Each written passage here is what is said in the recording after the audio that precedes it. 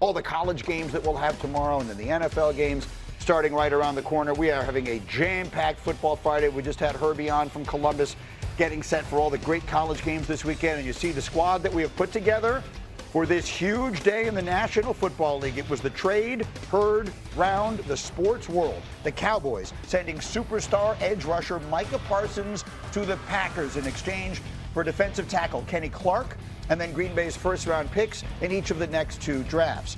Parsons then gets a 4-year, $188 million contract from Green Bay. $136 million is total guaranteed. That makes him the highest-paid non-quarterback in NFL history. Micah Parsons released a statement. It said, "I never wanted this chapter to end, but not everything was in my control. My heart has always been here, and it still is. Through it all, I never made any demands. I never asked for anything more than fairness. I only asked that the person I trust to negotiate my contract be part of the process. This is a sad day, but not a bitter one." So that's what he said. Now we hear from Jerry Jones and Cowboys legend Michael Irvin. This gives us a better chance to be a better team than we have been the last several years since Micah's been here. Not any negative on Micah, but we're trying to get better. We're trying to stop the run and stay in the hunt. I'm very, very excited about the prospects of what we've done for the Cowboys here. We got what we wanted.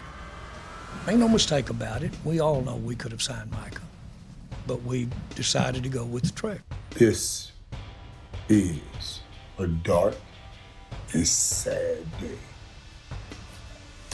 Cowboys Nation and the Dallas Cowboys. But as much as I love Micah Parsons, and I hope the best for him and his family, this is a real sad day. So Michael's taking it hard. The reaction has been a lot like that all morning long. You see, we put the squad together here in Shefty, of course, working the story all day long yesterday with Graz and so many of our outstanding reporters. And so if you're with us at the beginning of the show, Shefty, you walked us through in great detail how we got from March to yesterday. Here's what I want to do this time. How did the Cowboys arrive at the decision that they would trade him? You just heard Jerry Jones say, we could have signed Micah if we wanted to, and I think we all know that to be true. Micah Parsons wanted to be there. He wanted to sign the contract. Why did the Cowboys, to the best of our knowledge, why did they decide that this was the best course of action for them?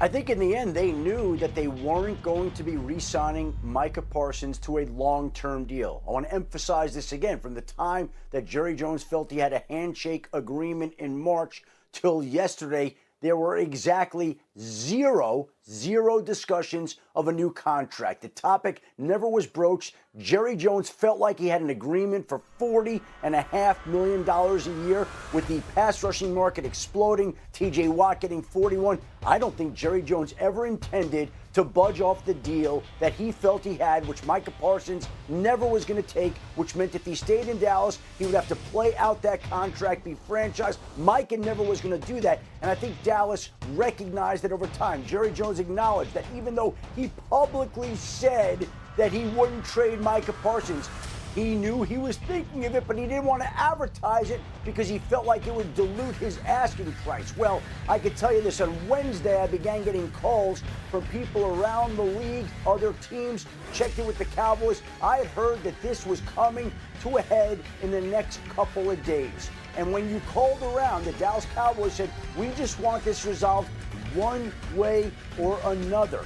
Well, what does that mean, one way or another? We know that he's not signing an extension, so clearly a trade must be at hand. They were talking to multiple suitors. The Green Bay Packers were one of them. And when the Cowboys woke up yesterday morning, I don't know that even they knew that the trade would come down later in the day. There still was a lot that had to be done. The Packers knew they were talking to the Cowboys, but they didn't know it was going to get done because Kenny Clark, the player included in the deal, practiced yesterday with the Green Bay Packers. If they knew they were making that deal, Kenny Clark is not on the practice field risking injury, and as soon as he gets called off the practice field, he finds out. Later in the afternoon, I get a call after we put out the story that the Cowboys were listening to offers, and I was told this trade will be done by the end of the night, and in fact, it was in the afternoon after Micah Parsons agreed to a deal with the Dallas Cowboys, 4 years, $188 million, which, oh, by the way, just happens to be $48 more million than Jerry Jones paid for the Dallas Cowboys when he had that handshake agreement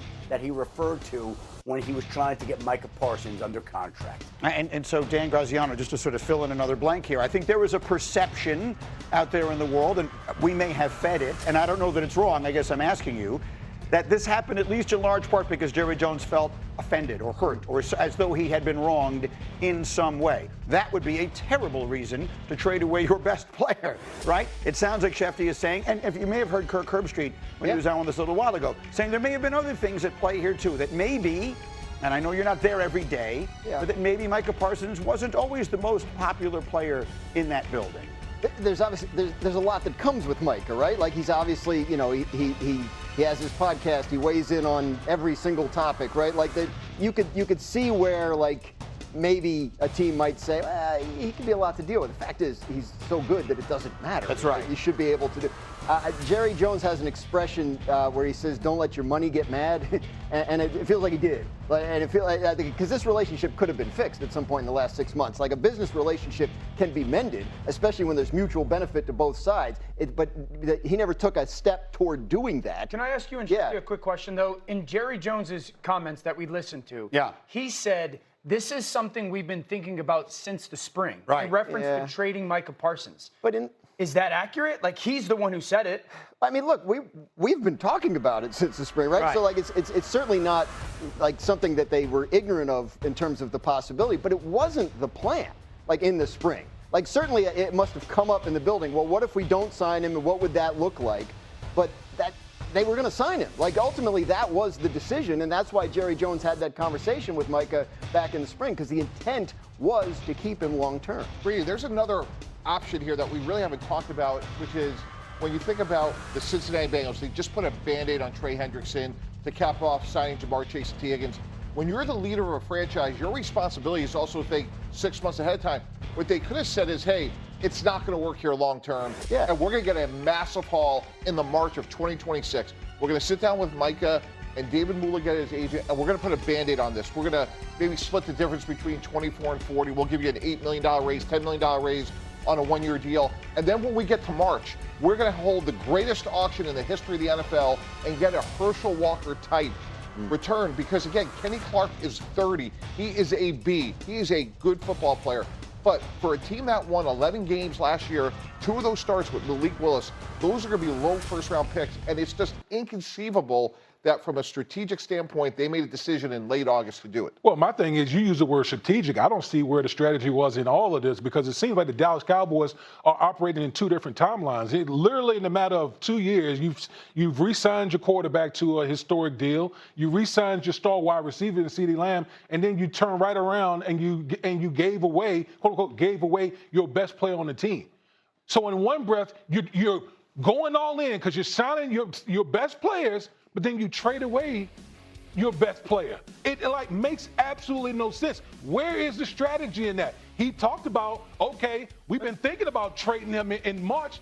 That's the time to do it. But that's to get the haul. And my whole point is, there is no strategy here. Football-wise. There's no strategy. Football-wise, there's nobody in football that will make sense and justify this as a